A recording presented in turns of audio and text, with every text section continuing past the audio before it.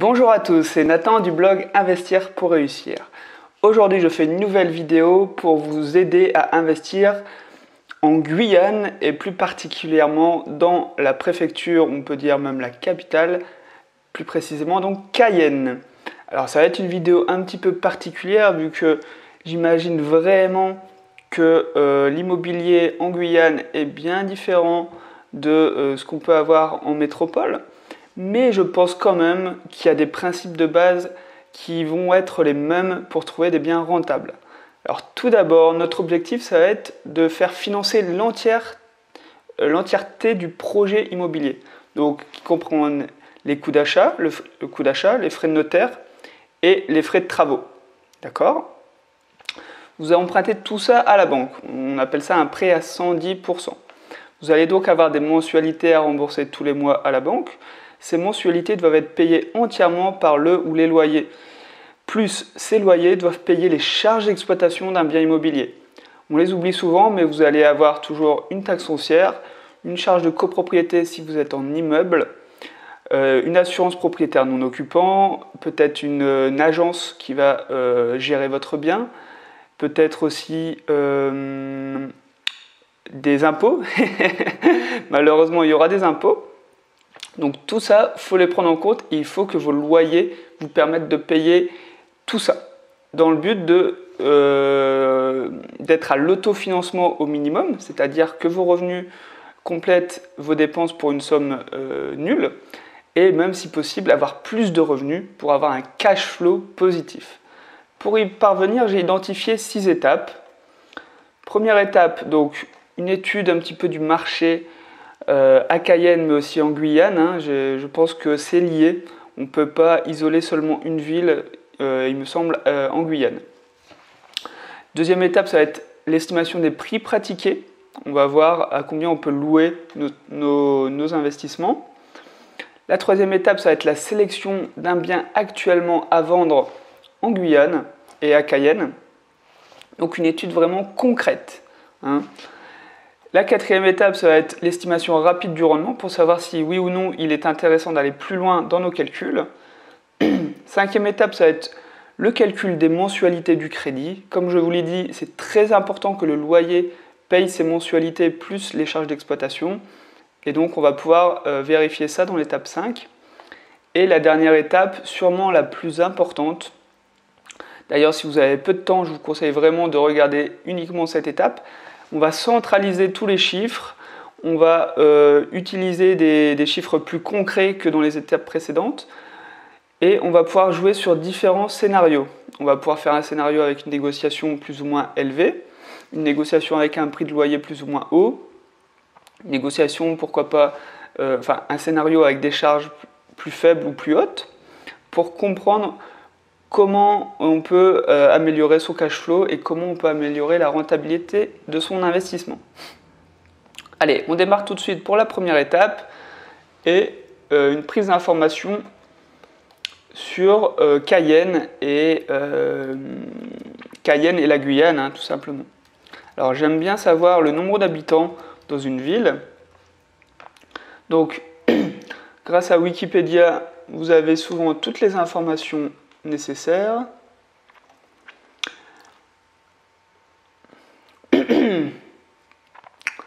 Alors, bien sûr, c'est le chef-lieu de la région d'outre-mer de Guyane. On parlait de 61 000 habitants en 2017. Donc 61 000 habitants, c'est une grande ville. Il y a peu de villes en France, il y en a peut-être 40 qui accueillent plus de 60 000 habitants. Ok. Alors, il faudrait aussi forcément lire la page Wikipédia de Cayenne, mais aussi de la Guyane en détail, pour comprendre un petit peu l'histoire déjà. L'histoire va être très importante. Et comprendre aussi les centres économiques, ce qui attire les gens en Guyane, le travail aussi, quels sont les principaux emplois. Donc si on regarde rapidement, déjà on se rend compte, regardez, la Guyane c'est vraiment un pays immense. Il me semble que c'est peut-être même plus grand que la France métropolitaine en superficie.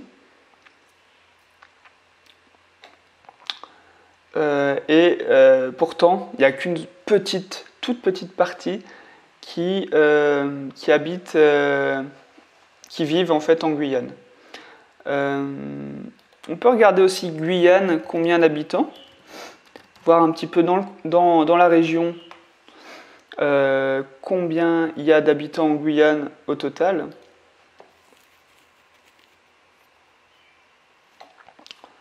Donc on parle de 268 000 habitants. Hein. Il y aurait près d'un cinquième, pardon, qui habiterait Cayenne. Donc autant vous dire que ça doit être vraiment le cœur, hein, le cœur de la région, ça va être Cayenne. Et apparemment aussi, il y a Saint-Laurent-du-Maroni, la deuxième plus grande ville de Guyane. Alors, on peut regarder aussi directement sur Google Maps la ville de Cayenne.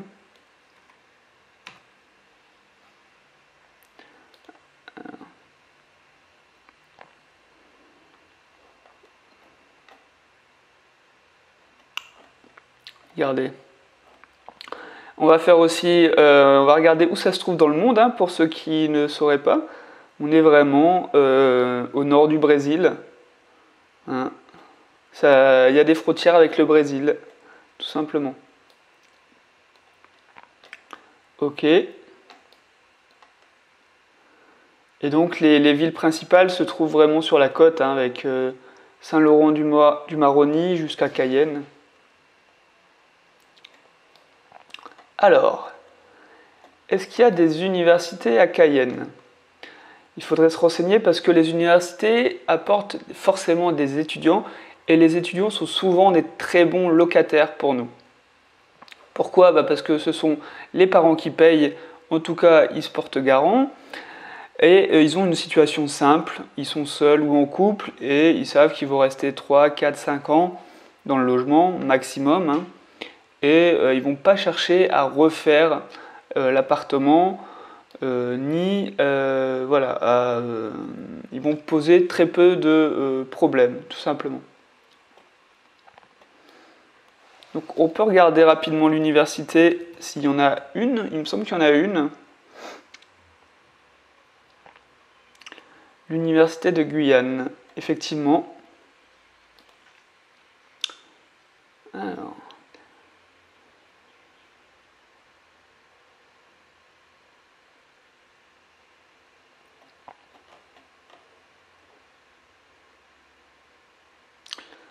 Ce qui est intéressant, c'est de voir combien il y a d'étudiants, hein, dans une université. Donc c'est ça fait partie de la phase d'apprentissage d'une ville et d'une région. C'est se renseigner sur Internet, aller sur les sites Internet et regarder ce qu'on peut récupérer comme information.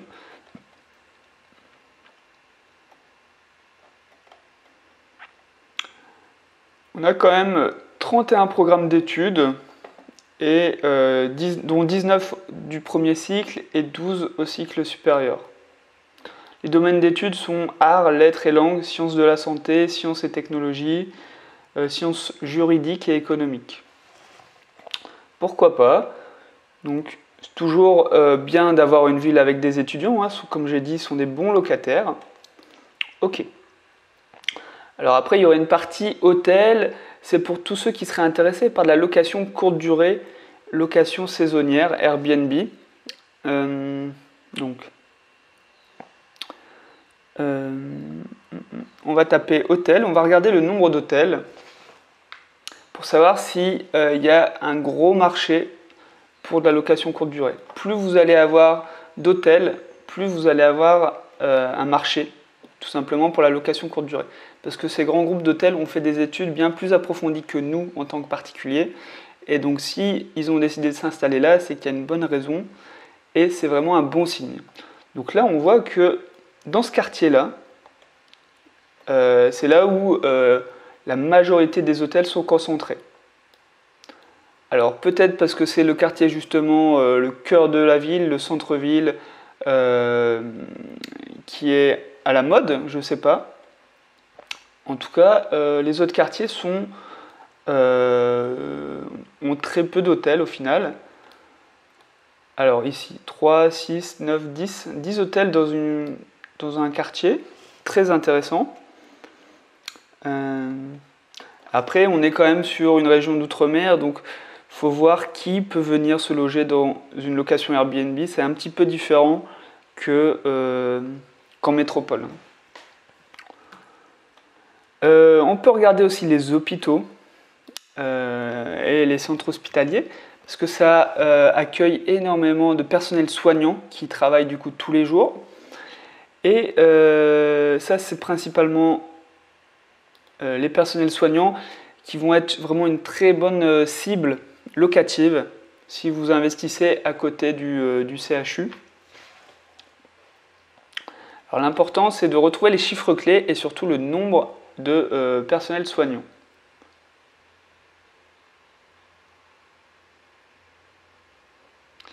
Alors,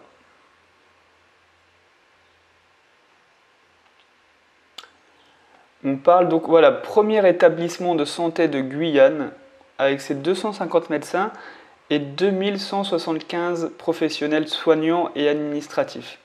Hein, on a plus de 2300 personnes.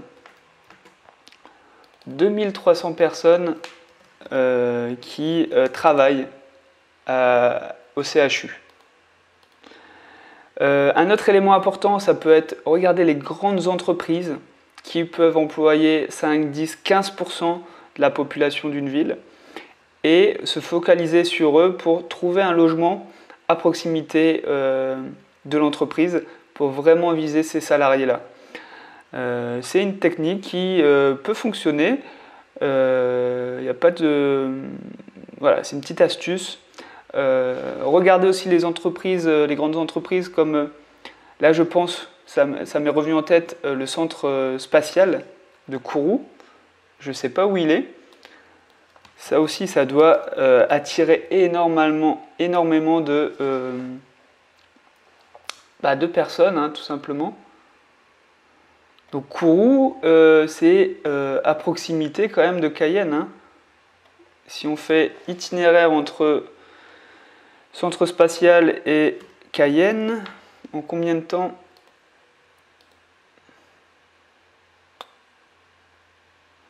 Alors, il n'aime pas quand je mets le centre spatial, je vais mettre Kourou. Ah, il y a quand même 60 km. Ouais, le pays est très grand, donc les échelles ne sont pas forcément les mêmes qu'en métropole. On a une heure de route.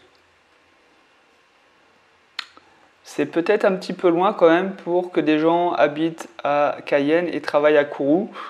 Je pense que quand on est dans une région de dom-tom, on n'a pas envie d'avoir une heure de trajet. Même n'importe où en France, on n'a pas envie d'avoir une heure de trajet pour aller travailler. Peut-être que les gens qui travaillent à Kourou, du coup, habitent tous à Kourou, hein, tout simplement. Et peut-être que ça serait intéressant de voir le marché aussi locatif ici à Kourou. Bon. Au niveau des transports, en Guyane, qu'est-ce que ça va être les transports? Ça va être surtout l'aéroport. Hein. L'aéroport et les routes. On va commencer par l'aéroport.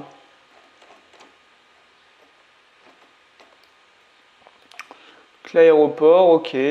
Il est proche de Cayenne, mine de rien. Hein. Quand on regarde la taille de la Guyane, il aurait pu, par exemple, être de l'autre côté. Non, il est assez proche de Cayenne, donc c'est un bon signe. Et pour de la location courte durée saisonnière, c'est intéressant pour ceux qui arrivent et ceux qui repartent d'avoir un logement à proximité de l'aéroport. Et au niveau des routes, forcément, on a les principales routes qui passent par Cayenne. Ok. Après, comme je l'ai dit au début, on est quand même sur une région d'outre-mer comme la Guyane qui est forcément un petit peu différente de ce qu'on connaît nous en métropole, donc il faut de toute façon, mais dans tous les cas, il faut passer du temps dans la ville. Ça, c'est vraiment le meilleur conseil que je peux vous donner. Quitte à prendre 2-3 week-ends pour visiter la ville, regarder la population qui y habite, regarder comment ça se passe au quotidien, regarder les animations pratiquées dans une ville, savoir si vous auriez envie de vivre dans ce quartier.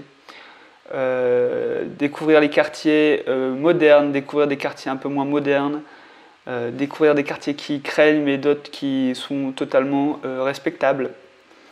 Il va falloir vraiment visiter, prendre du temps pour aller sur place. Et aussi ne pas hésiter de poser des questions aux personnes qui y habitent. Vous pouvez par exemple dire que vous cherchez une location et que vous demandez si le quartier est bien, et vous interrogez les passants. Hein. Je suis sûr qu'ils vous feront un plaisir de vous répondre. Et en plus, vous aurez des informations vraies, en fait. Hein. Contrairement aux vendeurs immobiliers, hein, aux agents immobiliers qui, eux, veulent avant tout vous vendre le bien. Les passants, eux, ils veulent vous renseigner tout simplement, donc vous aurez des réponses vraies. Ok, ben on va passer à l'étape numéro 2 et l'estimation du loyer. Alors, une étape très importante pour réussir son investissement, c'est, selon moi, la transformation d'un bien immobilier. La transformation, c'est-à-dire la division, par exemple, d'un bien immobilier, ou la création d'une chambre supplémentaire pour pouvoir le louer plus cher. Ça peut être aussi faire de la colocation pour profiter de cet effet de division et de location à plusieurs personnes. Ça peut être de la location courte durée, où on va louer plus cher chaque nuit. Voilà, il faut transformer vraiment l'usage du bien pour avoir de la rentabilité et du cash flow. Si vous louez un T3 comme un T3, je peux vous dire que ça va être très dur de trouver un bien rentable.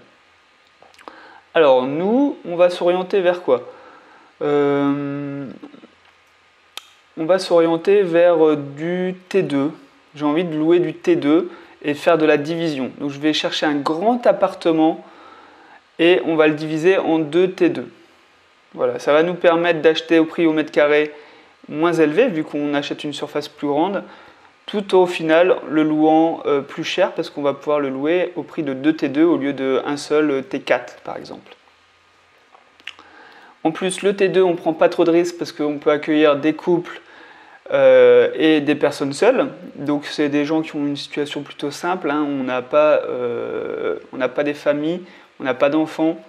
Donc, c'est plus simple pour moi, en tant que futur propriétaire, de louer à des personnes seules ou à des jeunes couples sans enfants.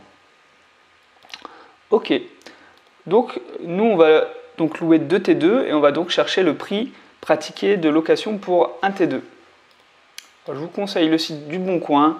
On retrouve vraiment le plus d'annonces sur le Bon Coin que dans d'autres sites.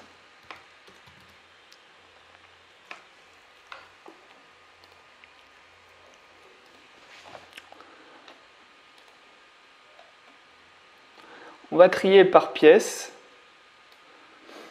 Et on va regarder les 2 pièces. Tiens, on voit qu'il y a beaucoup d'annonces, 99 annonces.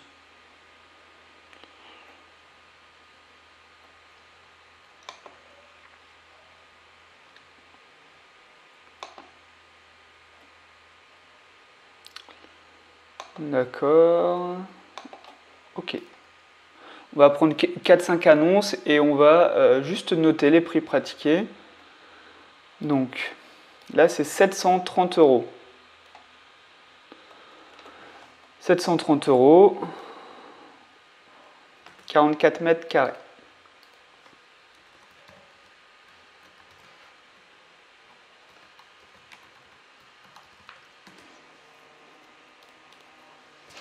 Ici, c'est 750 €. 31 mètres carrés, c'est un peu petit. Hein. Mais bon.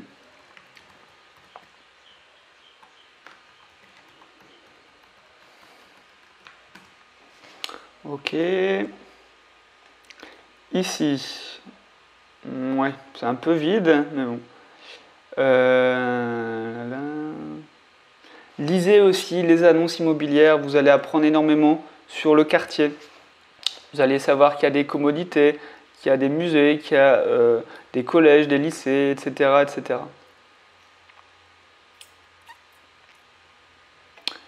700 € ici pour, waouh, 64 mètres carrés, c'est un grand. Un grand appartement, il y a peut-être une erreur dans les mètres carrés. Donc, on va noter.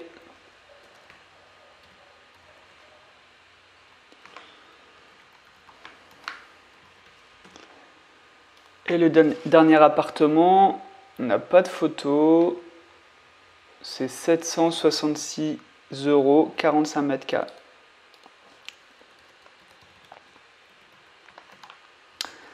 Donc on va pouvoir faire une petite conclusion des prix qu'on a pu constater. Donc on a des prix allant de 700 € à 766 €. D'accord, bah nous, on va proposer un bien qu'on va rénover aussi.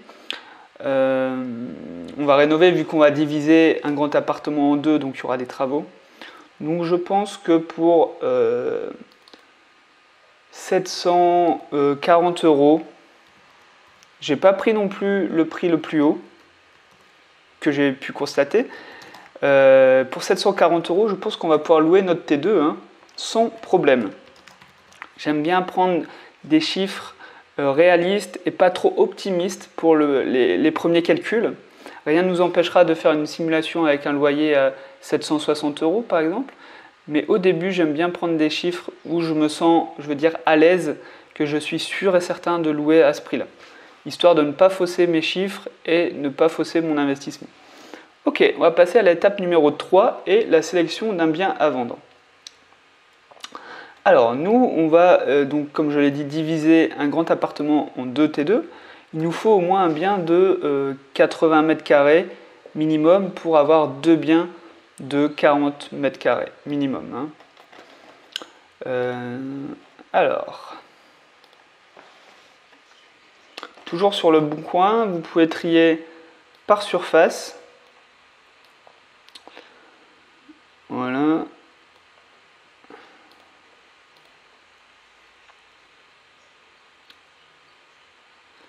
Et on peut trier aussi par prix croissant. Ça, c'est très important parce que la bonne affaire dans l'immobilier se fait vraiment à l'achat. Donc, on va se concentrer sur les biens déjà les moins chers. Ça va nous permettre forcément d'économiser des milliers d'euros par rapport à d'autres biens. Et en fait, aussi bizarre que ça peut l'être, un bien proposé déjà pas cher a plus de chances d'être négocié qu'un bien affiché à un prix cher. Pourquoi ? Parce que le vendeur fait déjà un effort pour essayer de vendre son bien, il baisse son prix. Donc s'il baisse son prix, c'est qu'il est potentiellement plus apte à encore plus baisser son prix que quelqu'un qui croit que son bien vaut 50 000 € de plus et n'a pas envie de baisser son prix tout simplement. Alors c'est pas forcément par envie qu'on va trouver un locataire, qu'un propriétaire va baisser son prix, c'est plutôt par nécessité, hein, vous avez compris. Un propriétaire qui vend n'aura jamais envie de vendre pas cher, mais il sera souvent contraint par d'autres éléments voilà, qui le forcent à baisser son prix. Alors, on va trier par les prix croissants du coup. Alors, on a un appartement ici, 2 pièces, 80 mètres carrés. Dis donc, les prix sont pas ridicules. Hein. On est tout de suite au-dessus des 100 000 €. Il y a des régions en métropole, c'est bien moins cher qu'à Cayenne. Hein. Celle-ci, c'est la même annonce, on va pouvoir regarder aussi. Je vais m'arrêter là pour le moment. Donc on a un appartement, le problème c'est qu'on n'a pas de photo.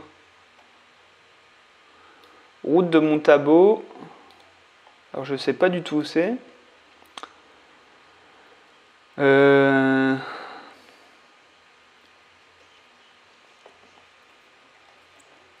D'accord, on va noter.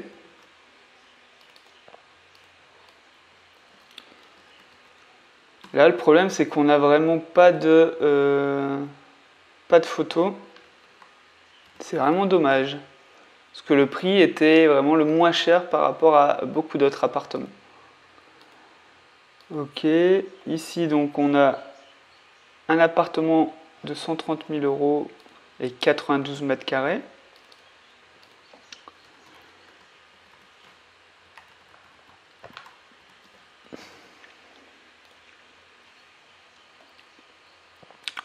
Et ici, un 3 pièces.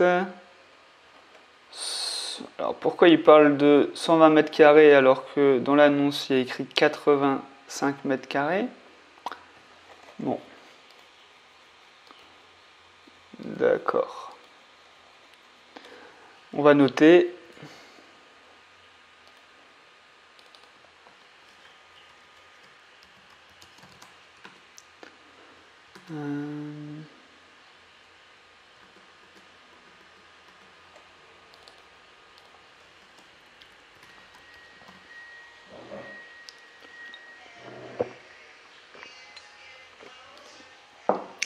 Ok, je suis pas satisfait vraiment de ce bien-là. Il manque des photos pour faire notre étude, c'est gênant.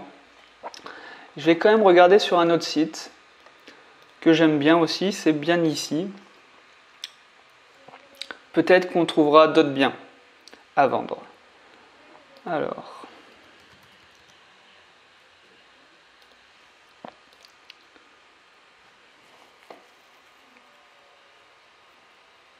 Là aussi, on va trier par surface. 80 mètres carrés jusqu'à 110 mètres carrés. Voilà.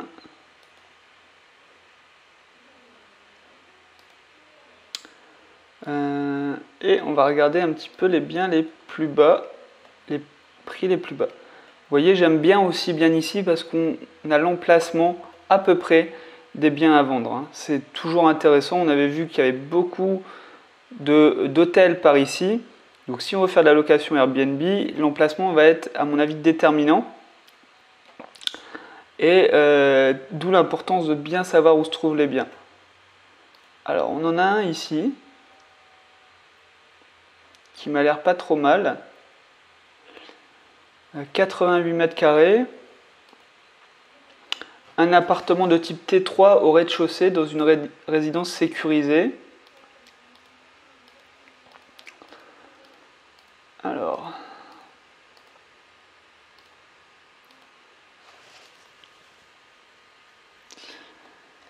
Alors on va noter, hein, 110 000 €.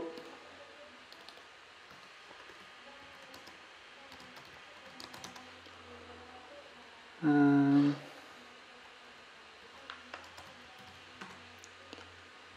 88 mètres carrés. Alors bien sûr, il va falloir visiter les appartements sur place, déjà pour savoir si l'agencement permet de créer 2 T2.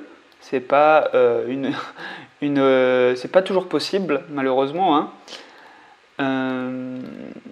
Il va aussi falloir demander le règlement de copropriété pour savoir s'il est possible de faire de la division dans cet immeuble. Sinon, j'ai envie de prendre quand même ce bien parce que c'est un des prix les moins chers qu'on ait pu voir. La surface de 88 mètres carrés nous laisserait largement l'espace pour créer 2 T2. Donc, on peut y aller. Il n'y a pas de problème pour moi. On va sélectionner ce bien pour la suite de notre étude. Donc, on va passer à l'étape numéro 4 et l'étude rapide de la rentabilité. Alors, on aurait un coût d'achat. Pour le moment, on ne parle pas de négociation. Serait de 110 000 €. Les frais de notaire environ de 8 à 9 %, on va dire 9 000 €. Alors le coût des travaux, là il va falloir faire passer 2 artisans pour obtenir 2 devis différents, pour vraiment savoir le montant des travaux, hein. Il n'y a pas de secret, il va falloir faire passer des gens pour avoir une idée précise de combien ça va vous coûter. Mais nous, on ne va pas rester là en attendant le devis des travaux. On va faire une estimation quand même pour savoir à peu près notre budget travaux et quel est notre budget travaux maximum aussi qu'on peut allouer pour rester rentable. Donc moi je donne toujours 300 € du mètre carré pour des petits travaux et 500 € du mètre carré pour des grands travaux. Mais ça c'est en métropole. Je ne connais pas du tout si les matériaux par exemple en Guyane sont plus chers. Je pense que oui. Donc on va faire une estimation. Voilà, on va quand même faire une estimation. Donc clairement pour moi la salle de bain il faut rénover, hein, ça c'est old school. Il faut créer un bien avec de la valeur, voilà, qui va donner envie aux futurs locataires et ça va aussi nous permettre de louer un peu plus cher. Donc, pour moi, il va falloir refaire la cuisine et la salle de bain existantes. Il va falloir en créer une, recréer aussi pour notre deuxième T2 une cuisine et une salle de bain. Donc, on peut compter, normalement je compte 4 000 € en métropole, mais on peut compter 5 000 € pour chacune de ces pièces. On arrive déjà à 20 000 €. On va aussi devoir découper l'appartement hein, pour en faire 2 T2. Et là, je pense qu'on en aura encore pour 10 000 € minimum, plus 5 000 € pour rénover les pièces existantes. Hein. On voit que là, ça mérite quand même un petit coup de peinture, peut-être un peu d'électricité. Voilà. Donc je vais prendre un budget de 35 000 € quand même, histoire d'être assez large. Je pense pas que les devis seront plus élevés que 35 000 €. Et ça comprend aussi les équipements pour la cuisine et la salle de bain. Hein. Donc, le coût total du projet serait de 154 000 €. Hein, ouais, c'est bien ça. Alors, le prix de location. Combien on peut espérer louer nos T2? On avait dit 740 €. Honnêtement, c'est plutôt un bon prix. Il y a beaucoup de régions en France où on ne loue pas aussi cher ces T2. Bon, la contrepartie, c'est que le prix d'achat est un peu plus élevé. Mais nous, donc on aurait 740 € x 2, ça nous fait donc du 1480 € quand même tous les mois brut. Donc on regarde si la règle des 1%, si on atteint la règle des 1%. Alors c'est quoi la règle des 1%? C'est simple, c'est est-ce que un mois de loyer brut, donc 1480 € correspond à 1% du montant total du projet immobilier. Donc avec 154 000 €, on est un tout petit peu en dessous de la règle des 1%. Il faudrait acheter notre projet immobilier pour 148 000 €. Donc c'est un très très bon indicateur et là c'est signe qu'on est sûrement sur un bien très rentable et qui va nous apporter beaucoup de cash flow. Bien sûr, il reste à prendre en compte d'autres éléments comme les charges, mais comme premier indicateur, vous savez que vous pouvez passer à l'étape suivante si vous êtes proche de la règle des 1%, aucun problème. Il faut affiner les calculs, bien évidemment, mais c'est un très bon signe. Allez, on passe du coup à l'étape numéro 5 et le calcul des mensualités du crédit. Donc, on aurait un prix d'achat total de 154 000 €. Un loyer de 1480 €. Alors, il va falloir estimer nos revenus nets parce que vous allez avoir des charges d'exploitation, hein, taxes foncières, charges de copropriété, assurance du bien, même il faut prendre en compte des réparations dans votre bien, de la vacance locative, enfin tout ça j'en parlerai dans l'étape 6. Mais on va enlever en fait 30%. On va faire une première estimation des revenus nets en enlevant 30%. Pourquoi 30%? Parce que c'est aussi ce que va prendre la banque quand vous allez la voir pour vous faire financer. Ils vont enlever automatiquement 30% de vos revenus bruts pour avoir vos revenus nets. Alors certaines banques vont prendre 25%. Du coup, ce sera plus avantageux pour vous en tant qu'investisseur parce qu'ils vont prendre en compte un revenu net plus élevé. Mais voilà, en général, c'est 30%. Alors, on va enlever du coup près de 450 euros. Et donc on va arriver à 1030 euros à peu près net. Donc on va voir combien nous coûterait notre crédit si on emprunte 154 000 euros à la banque.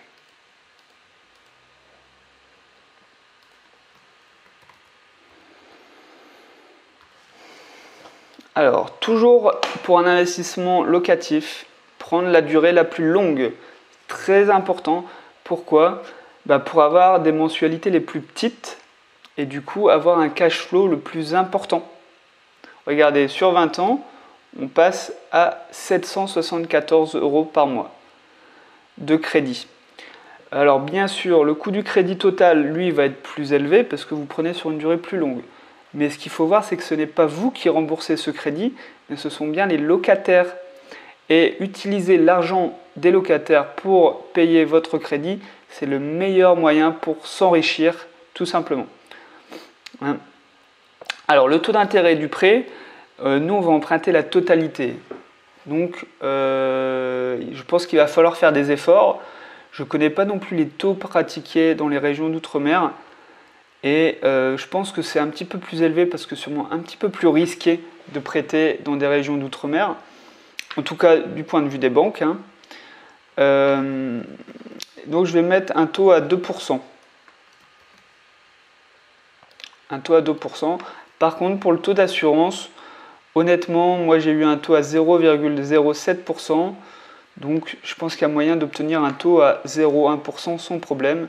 Au pire, vous allez voir un courtier en assurance de crédit qui va vous permettre de faire une délégation d'assurance et pouvoir prendre une assurance ailleurs qu'à la banque, tout simplement.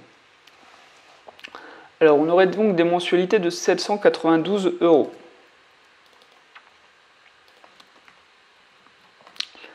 Et donc, on va se poser la question, est-ce qu'on a des loyers nets supérieurs aux mensualités?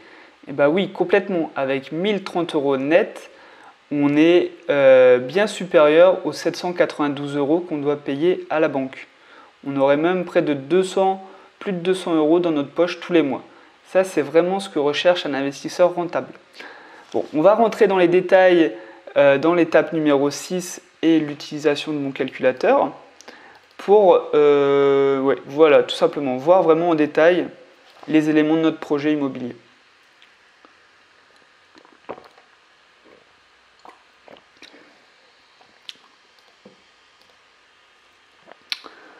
Alors, on était sur un bien 88 mètres carrés, 110 000 euros.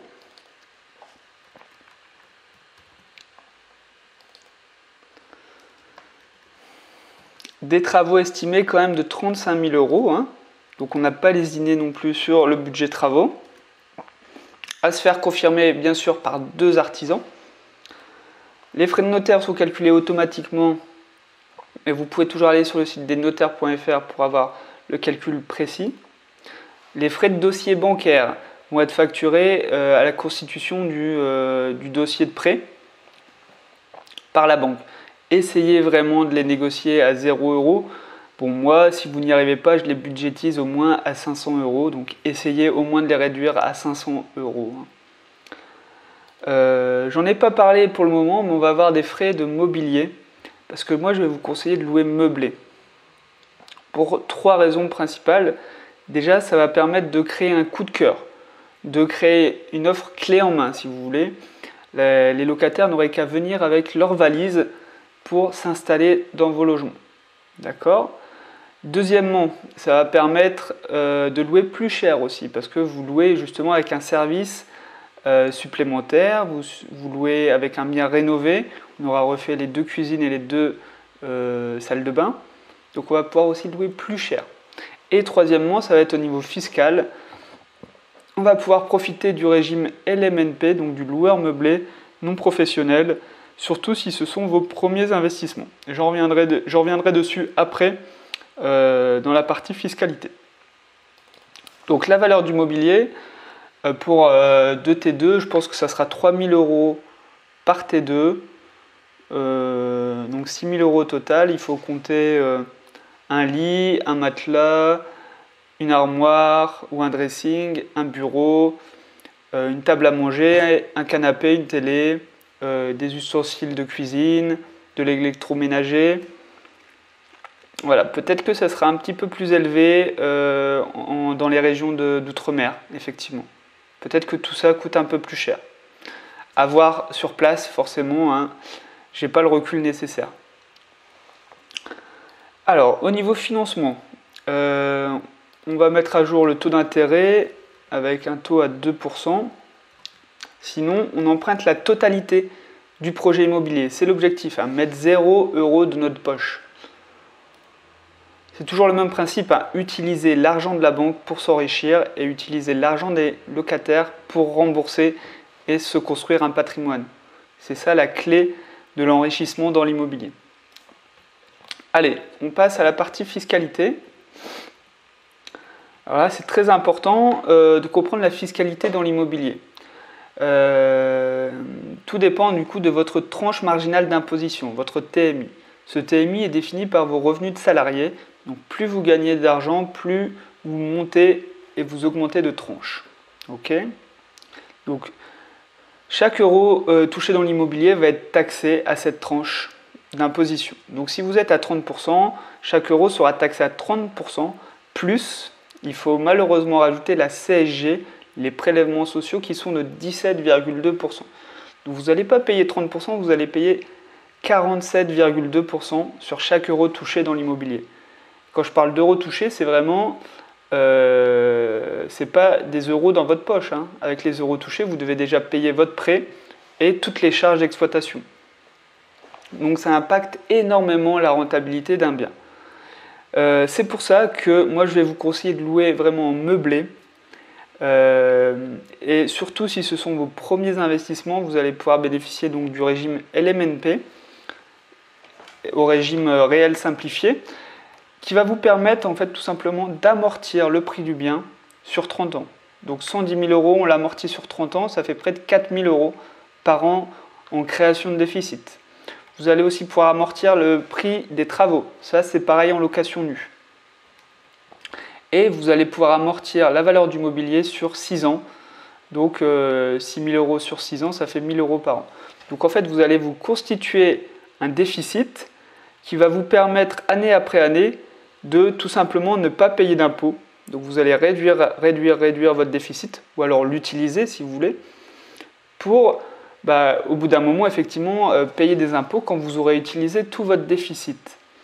Mais avec la location meublée, vous avez quand même l'amortissement du bien et l'amortissement du mobilier, plus la valeur des travaux à amortir également. Donc là, vous êtes parti sur 5-6 ans minimum sans payer 1 € d'impôt. D'accord ?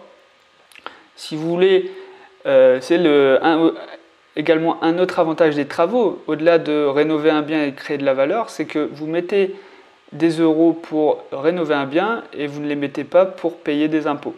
Donc mieux vaut avoir quand même un bien rénové, état presque neuf, que avoir un bien insalubre et payer des impôts. Ça revient à la même chose, au final on aura dépensé la même somme, sauf que de l'autre côté on aura un bien en piteux état et de l'autre côté, à côté on aura un bien pratiquement neuf. Ok, donc je ne vais pas m'attarder plus longtemps sur la partie fiscalité, ça dépend de chacun d'entre vous, mais renseignez-vous vraiment sur le régime du meublé. Et très intéressant pour les premiers investissements. Ok, partie recettes locatives. Il ne faut pas oublier une vacance locative, hein. Vos appartements ne seront pas loués toute l'année malheureusement. Donc pour des T2, moi je prends en compte toujours 2 semaines de vacances locatives. Ça correspond à 4% dans mon fichier Excel. Alors les loyers par contre, on avait dit combien les loyers? 740 € x 2. Donc 1480, c'est ça? Ouais, 1480 brut. Les charges aussi, donc si vous faites appel à une agence pour gérer votre bien, ça sera entre 7 et 8% du montant brut qui va vous être prélevé tous les mois. La taxe foncière et les charges de copropriété. Alors ça, il faut le demander si c'est pas visible dans l'annonce. Donc là, c'est pas visible. Il va vraiment falloir du coup les demander aux propriétaires, tout simplement. Hein. On va faire une estimation, mais c'est obligatoire d'avoir les chiffres réels. Donc, la taxe foncière, j'espère que ça ne va pas être trop élevé. J'espère que c'est dans les 400 €. Je fais une estimation peut-être un peu basse. Et les charges de copropriété, j'espère que c'est dans les 100 € par mois et 1200 € du coup à l'année. Ok, on va aussi prendre en compte des réparations. Chaque année, vous aurez forcément des réparations à faire, que ce soit pour changer l'immobilier ou pour des petits travaux d'artisans comme changer une porte, enfin la serrure d'une porte, une fuite dans une salle de bain, etc., etc. Je peux vous assurer que ce budget-là, il part toujours chaque année. Hein. Un bien immobilier, ça s'entretient et ça demande aussi de l'argent. Alors, pour l'assurance propriétaire non occupant, on aura 2 T2 à assurer et je pense que le coût total devrait être aux alentours de 150 € par T2 peut-être, donc 300 € au total. Et si vous faites appel à une agence, vous aurez des frais facturés par entrée-sortie du locataire. Donc si on imagine un départ par année de locataire, c'est souvent en fait un demi-mois de loyer, donc dans les 350 € à peu près. Tout ça sur des estimations, mais il faut les prendre en compte quand même. Si vous faites appel à une agence, ça sera sûrement de l'argent que vous devrez sortir.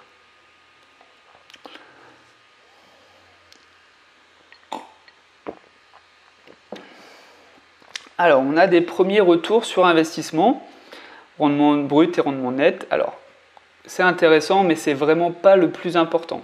Je le répète depuis le début, le plus important, c'est savoir si vous allez avoir du cash flow tous les mois. C'est si vous allez avoir de l'argent qui rentre dans votre poche tous les mois, ou au contraire, si vous allez avoir de l'argent qui sort de votre poche. Donc ici, c'est super, ça confirme un peu les étapes précédentes. On est quand même à 244 € de cash flow tous les mois, en plus dans votre poche, soit près de 3000 € à la fin de l'année. C'est-à-dire que vous empruntez la totalité à la banque, donc vous mettez 0 € de votre poche. Hein, vous avez un bien immobilier, vous construisez un patrimoine de 110 000 € dans 20 ans, qui va se payer tout seul, voire même qui va vous rapporter de l'argent tous les mois. Hein, plus de 200 € tous les mois dans votre poche. Ce qui veut dire aussi que vous n'allez avoir aucun problème pour vous faire prêter de l'argent pour investir auprès de la banque, parce que vous allez leur montrer que vous gagnez de l'argent tous les mois et que vous allez pouvoir réinvestir, racheter d'autres biens immobiliers pour faire la même opération dans le futur. Donc vous allez pouvoir vraiment augmenter votre patrimoine, réinvestir presque à l'infini, et c'est comme ça que font les personnes qui achètent 10, 15, 20 biens immobiliers. Ils mettent le minimum d'apport et ils ont un cash flow positif tous les mois. Donc là, c'est excellent. C'est ce qu'un investisseur rentable va rechercher.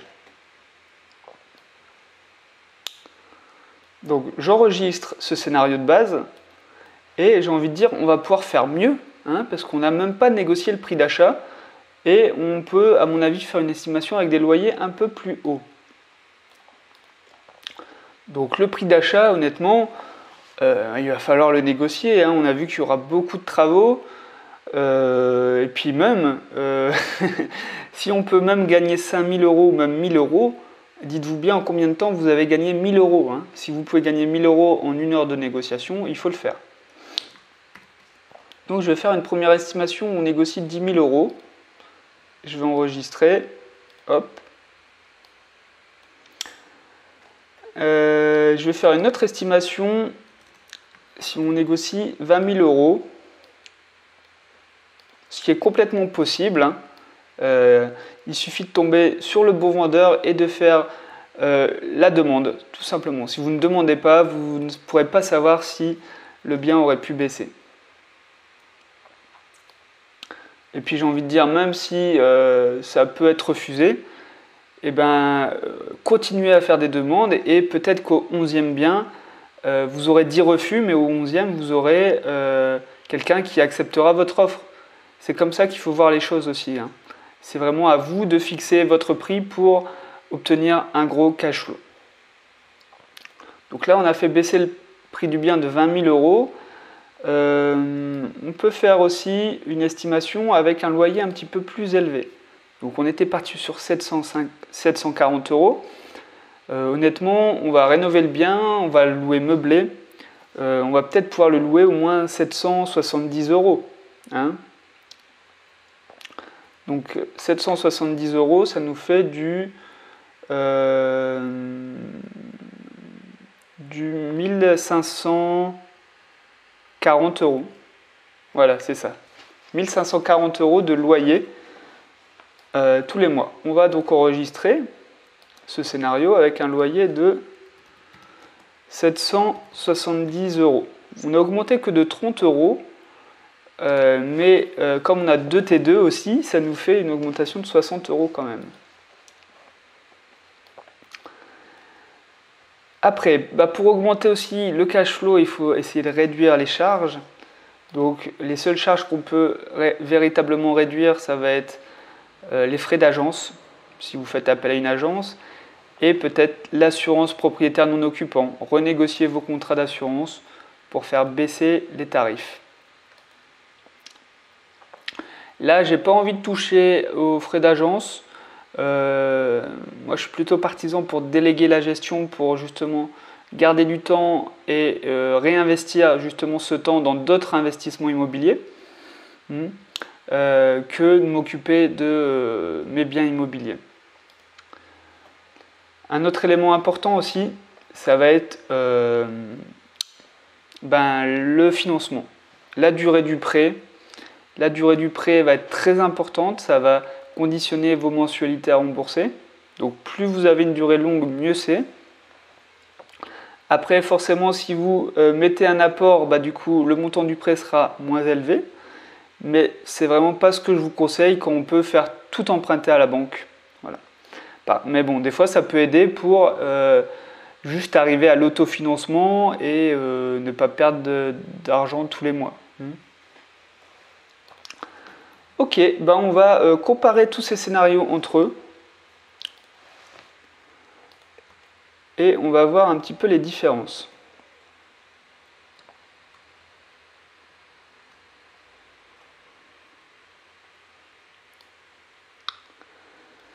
Alors là, c'est bon, vous devriez bien voir. Alors le premier scénario de base, déjà, on a un cash flow vraiment très bon. Hein. Ça, c'est vraiment parce qu'on a fait de la division. On aurait loué cet appartement en T3 ou en T4 comme il est actuellement. Jamais on n'aurait pu obtenir 1480 euros de loyer. Hein. Vous avez bien compris. Donc c'est vraiment la transformation du bien qui nous permet d'augmenter les revenus, tout simplement. Donc déjà avec 244 euros de cash flow, c'est déjà très bien de base. Si on négocie 10 000 euros, on est à 300 euros de cash flow. Et si on négocie 20 000 euros, on est à 350 euros de cash flow. Donc ça vaut vraiment le coup de négocier. Chaque millier d'euros est très important. Et puis, j'ai même fait une dernière estimation à 90 000 euros avec un loyer de 770 euros par T2. Et là, on passe de 350 euros à 409 euros de cash flow. 409 euros, ça fait environ 4 800 euros tous les ans. Et ça fait tout simplement 400 euros par mois. Imaginez une augmentation de votre salaire de 400 euros par mois, ce que vous pourriez faire avec 400 euros en plus par mois. Hein. Donc là, vous multipliez cet investissement par 3. Je veux dire, vous refaites ce même investissement 2 ou 3 fois.